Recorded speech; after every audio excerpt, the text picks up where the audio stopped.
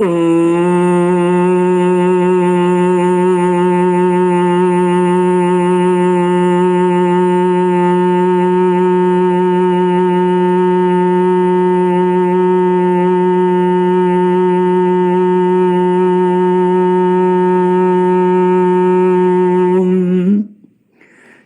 गुरुचरण कमलेभ्यो नमः।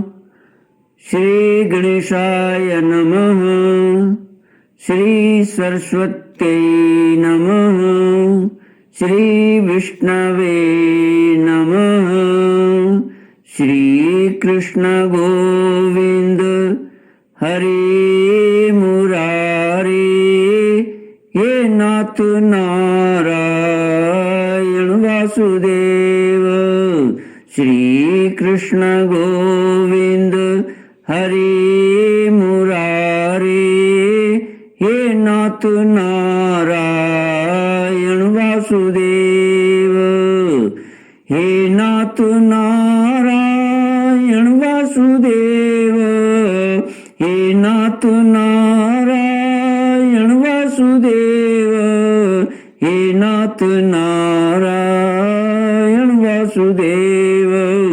श्री कृष्ण गोविंद हरे मुरारे, हे नाथ नारायण वासुदेव। श्री कृष्ण गोविंद हरे मुरारे, हे नाथ नारायण वासुदेव। ओम नमो भगवते वासुदेवाय। ओम नमो भगवते वासुदेवाय। ओम नमो भगवते वासुदेवाय। ओम नमो भगवते वासुदेवाय। ओम नमो भगवते वासुदेवाय। ओम नमो भगवते वासुदेवाय। कृष्णाय वासुदेवाय हरये परमात्मने प्रणतः क्लेशनाशाय गोविंदाय नमो नमः। कृष्णाय वासुदेवाय देवके नंदनाय च नंदगोपकुमाराय गोविंदाय नमो नमः। सच्चिदानंद रूपाय विश्वोत्पत्त्यादिहेतुवे तापत्रय विनाशाय श्री कृष्णाय वयं नमः। सच्चित आनंद स्वरूप परमात्मा जो सृष्टि के उत्पत्ति, पालन और श्रृंगार करता है तथा जीवों के आध्यात्मिक आदि दैविक आदि भौतिक तापों को नष्ट करने वाले हैं, अर्थात जीवों के मानसिक, शारीरिक और भौतिक दुखों को दूर करने वाले हैं, उन श्री कृष्ण भगवान को हम नमस्कार करते हैं। श्री कृष्ण गोविंद हरे मुरारे, हे नाथ नारायण वासुदेव। श्रीमद् भागवत 10वां स्कंद 33वां अध्याय। श्री सुखदेव जी कहते हैं, परीक्षित, जो धीर पुरुष ब्रज युवतियों के साथ भगवान श्री कृष्ण के इस चिन्मय रास विलास का श्रद्धा के साथ बार बार श्रवण और वर्णन करता है, उसे भगवान के चरणों में पराभक्ति की प्राप्ति होती है और वह बहुत ही शीघ्र अपने हृदय के रोग काम विकार से छुटकारा पा जाता है। उसका काम भाव सर्वदा के लिए नष्ट हो जाता है। रास लीला के संबंध में श्री हनुमान प्रसाद पोदार जी टीका करते हुए कहते हैं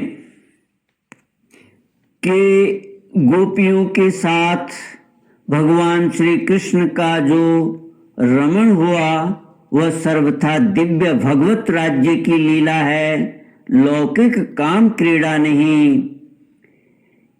इन गोपियों की साधना पूर्ण हो चुकी है।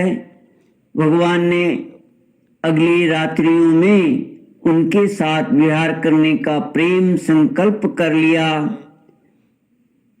प्रेम संकल्प कर लिया है। इसी के साथ उन गोपियों को भी जो नित्य सिद्धा हैं, जो लोक दृष्टि में विवाहिता भी हैं, इन्हीं रात्रियों में दिव्य लीला में सम्मिलित करना है। वे अगली रात्रियां कौन सी हैं, यह बात भगवान की दृष्टि के सामने है। उन्होंने शारदीय रात्रियों को देखा। भगवान ने देखा इसका अर्थ सामान्य नहीं विशेष है। जैसे सृष्टि के आरंभ में स एकक्षत एको हम बहुश्याम, भगवान के इस ईक्षण से जगत की उत्पत्ति होती है, वैसे ही रास के प्रारंभ में भगवान के प्रेम वीक्षण से शरत काल की दिव्य रात्रियों की सृष्टि होती है। मल्लिका पुष्प, चंद्रिका आदि समस्त उद्दीपन सामग्री भगवान के द्वारा विकसित है, अर्थात लौकिक नहीं, अलौकिक अप्राकृत है। गोपियों ने अपना मन श्री कृष्ण के मन में मिला दिया था। उनके पास स्वयं मन न था। अब प्रेम दान करने वाले श्री कृष्ण ने विहार के लिए नवीन मन की, दिव्य मन की सृष्टि की। योगेश्वरेश्वर भगवान श्री कृष्ण की यही योग माया है जो रास लीला के लिए दिव्य स्थल, दिव्य सामग्री एवं दिव्य मन का निर्माण किया करती है। इतना होने पर भगवान की बांसुरी बजती है। भगवान की बांसुरी जड़ को चेतन, चेतन को जड़, चल को अचल और अचल को चल, विक्षिप्त को समाधिस्थ और समाधिस्थ को विक्षिप्त बनाती रहती है। भगवान का प्रेम दान प्राप्त करके गोपियां निसंकल्प निश्चिंत होकर घर के काम में लगी हुई थी। कोई गुरुजनों की सेवा शुश्रूषा धर्म के काम में लगी हुई थी, कोई गोदोहन आदि अर्थ के काम में लगी हुई थी, कोई साज श्रृंगार आदि काम के साधन में व्यस्त थी, कोई पूजा पाठ आदि मोक्ष साधन में लगी हुई थी। सब लगी हुई थी अपने अपने काम में, परंतु वास्तव में वे उनमें से एक भी पदार्थ चाहती न थी। यही उनकी विशेषता थी और इसका प्रत्यक्ष प्रमाण यह है कि वंशी ध्वनि सुनते ही कर्म की पूर्णता पर उनका ध्यान नहीं गया। काम पूरा करके चले ऐसा उन्होंने नहीं सोचा। वे चल पड़ी उस साधक सन्यासी के समान जिसका हृदय वैराग्य की प्रदीप्त ज्वाला से परिपूर्ण है। किसी ने किसी से पूछा नहीं, सलाह नहीं की, अस्त व्यस्त गति से जो जैसी थी वैसे ही श्री कृष्ण के पास पहुंच गई। वैराग्य की पूर्णता और प्रेम की पूर्णता एक ही बात है, दो नहीं। गोपियां व्रज और श्री कृष्ण के बीच में मूर्तिमान वैराग्य हैं या मूर्तिमान प्रेम, क्या इसका निर्णय कोई कर सकता है? श्री कृष्ण गोविंद हरे मुरारे, हे नाथ नारायण वासुदेव। साधना के दो भेद हैं, मर्यादा पूर्ण वैध साधना और दूसरा मर्यादा रहित अवैध प्रेम साधना। दोनों के ही अपने अपने स्वतंत्र नियम हैं। वैध साधना में जैसे नियमों के बंधन का, सनातन पद्धति का, कर्तव्यों का और विविध पालनीय कर्मों का त्याग साधना से भ्रष्ट करने वाला और महान हानिकारक है, वैसे ही अवैध प्रेम साधना में इनका पालन कलंक रूप होता है। यह बात नहीं कि इन सब आत्मोन्नति के साधनों को वह अवैध प्रेम साधना का साधक जानबूझकर छोड़ देता है। बात यह है कि वह स्तर ही ऐसा है जहां इनकी आवश्यकता नहीं है। ये वहां अपने आप वैसे ही छूट जाते हैं जैसे नदी के पार पहुंच जाने पर स्वाभाविक ही नौका की सवारी छूट जाती है। जमीन पर न तो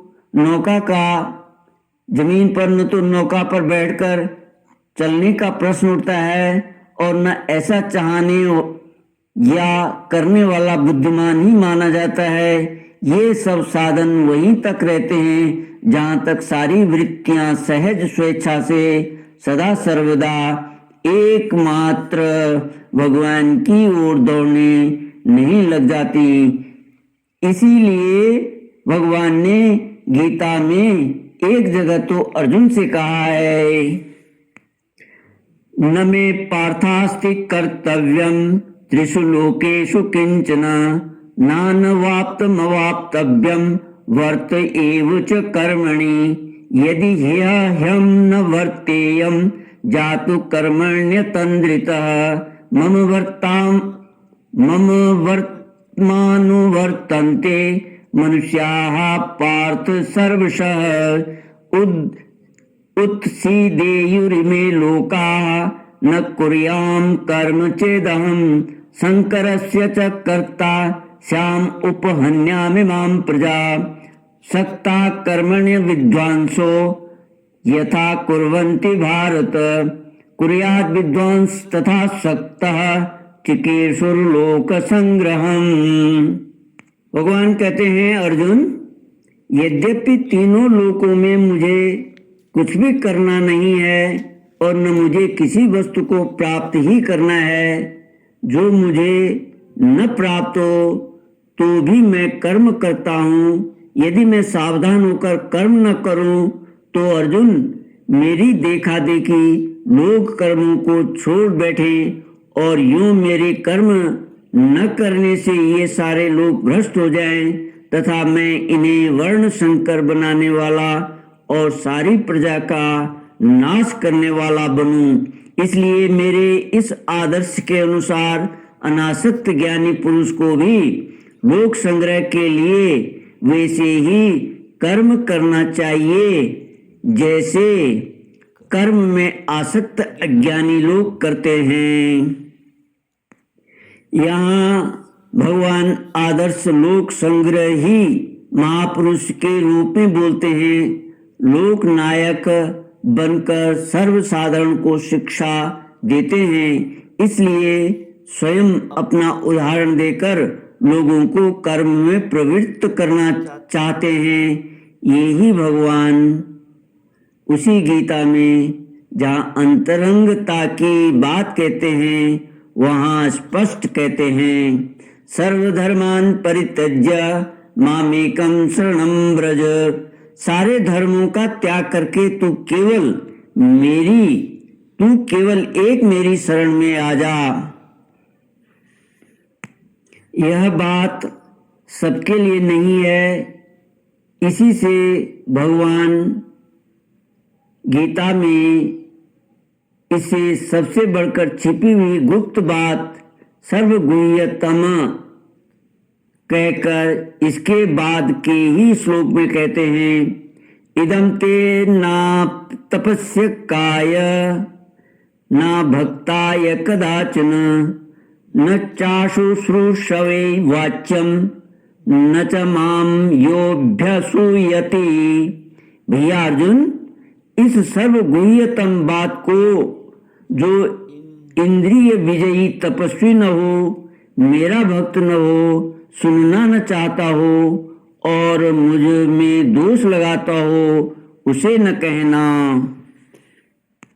श्री कृष्ण गोविंद हरे मुरारे, हे नाथ नारायण वासुदेव।